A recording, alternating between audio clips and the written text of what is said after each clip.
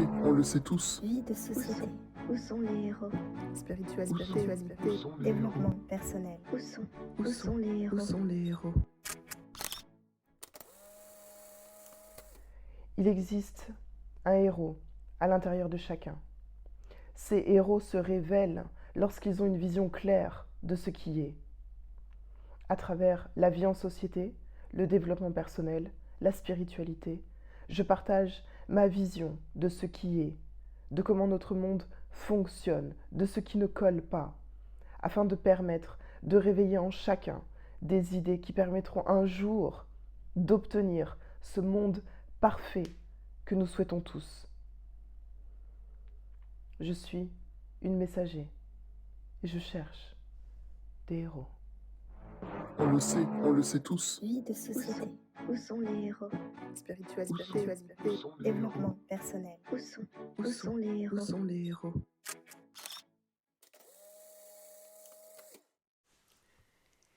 Les médias, ça passe ou ça casse?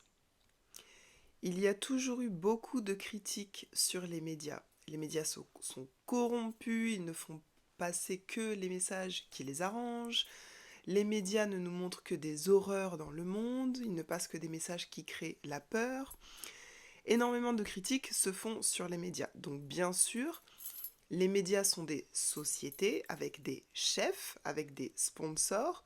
Donc c'est évident qu'aucun média ne se tirerait une balle dans le pied pour passer des messages contraires de ceux de leurs sponsors ou de leurs chefs. Ok. Mais les médias ne sont pas corrompus en totalité non plus. En fait, comme les médias sont aussi des entreprises, ils doivent bien faire de l'argent, comme toute autre entreprise. Et comment ils font de l'argent? En montrant aux gens ce que les gens veulent regarder, tout simplement. Ce ne sont pas les médias qui créent des communautés de personnes qui cherchent la célébrité en apparaissant dans une télé-réalité. Ce ne sont pas les médias qui choisissent de ne parler que des catastrophes. En fait, les médias proposent tout simplement aux gens ce que les gens souhaitent regarder. C'est aussi simple que ça. C'est comme si on regardait une affiche de camion, on parlait de camions, et quelqu'un vient et nous dit, eh bien, comme les camions vous fascinent autant, je vous propose de vous emmener dans un garage rempli de camions. Et une fois dans le garage, on se met à râler. Oh, il y a trop de camions, il y en a marre des camions. Et on reproche à la personne de nous avoir emmenés là. Mais elle nous a emmenés là parce qu'on choisissait de regarder des camions au départ. Elle nous a emmenés là et c'est nous qui l'avons suivi pour aller jusqu'au garage. C'est pareil pour les médias, on ne vous montre que ce que la majorité des gens veulent regarder, c'est tout. Et croire qu'on ne peut rien y faire, c'est une limitation de l'esprit, parce qu'on peut choisir de ne pas être intéressé par la violence. On peut choisir de ne pas être intéressé par écouter des personnes se disputer sur des choses futiles. On peut choisir. Et selon ce que la majorité choisira de choisir, les médias proposeront des choses en alignement. Est-ce que chacun ne pourrait pas se demander « Qu'est-ce que j'aimerais regarder? Qu'est-ce que j'aimerais être? Qu'est-ce que j'aimerais apprendre? Qu'est-ce que j'aimerais devenir ?» Le changement commence par soi-même. En commençant à vous poser ces questions, vous allez avoir des envies d'autre chose.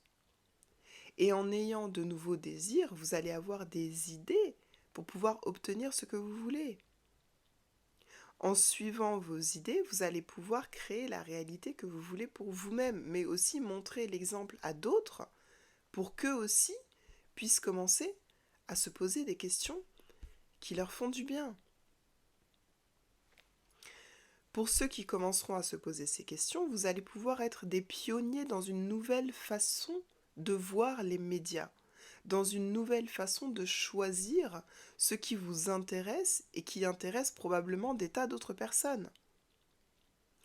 Il y a tellement qui peut être fait, il y a tellement qui peut être créé, mais tout commence avec une personne qui a un souhait différent, qui cherche à faire de ce souhait une réalité et qui permet en le faisant, de créer de nouvelles options pour les autres.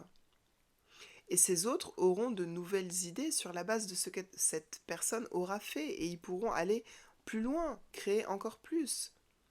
Et ça, c'est vraiment un cercle vertueux, un mécanisme qui ne peut être suivi que par des personnes qui vont réveiller petit à petit en eux le héros qui sommeille à l'intérieur de chacun et qui veut quelque chose de différent. On le sait tous. Vie de société. Où sont les héros? Spiritualité. Développement personnel. Où sont les héros? Où sont les héros?